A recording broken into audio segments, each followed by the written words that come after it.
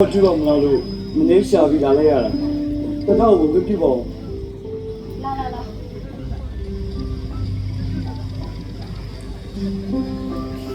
ါတာဆိုတာနေပေါ့ဟုတ်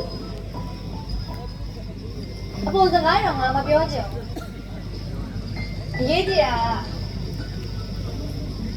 ငါရဲ့အမှုပညာနဲ့ပတ်သက်တဲ့ဘယ်ကိစ္စမှနေဝင်ပါလို့မရဘူးပြီးတော့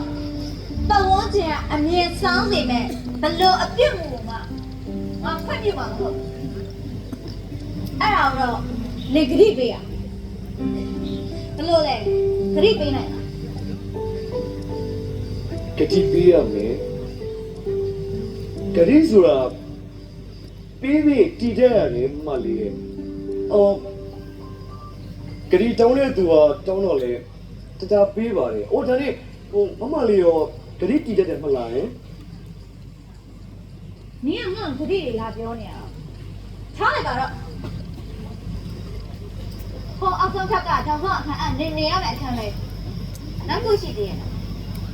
အခုငါနေရဲ့ဒီပေါ်တက်ကိုလေငါမခေါ်ဘဲနဲ့နေတက်လာလို့မရဘူး။အဲ့ဒါလည်းနင်ဂရိပေးမှဖြစ်မယ်။ဒီပေးပါတယ်မမလေး။မမလေးစိတ်ချမ်းသာစလို့ဖြစ်စီရပါမယ်ပြီးတော့တခြားကိုလိုကိုအကောင်းဆုံးလုပ်ပါမယ်မမလေးပြီးရောအဲ့ဆိုလည်းနင်တွန်းတော့ရမမလေးစိတ်ချမ်းသာစလို့ဖြစ်စီရပါမယ်မမလေးမမလေးပြီးနောက်မှာတခြားအလုပ်ကိုအကောင်းဆုံးကြိုးစားလုပ်ရင်းနဲ့အကောင်းဆုံးရှိနေမယ်နော်မမလေးနော်ဟုတ်ပါဘူး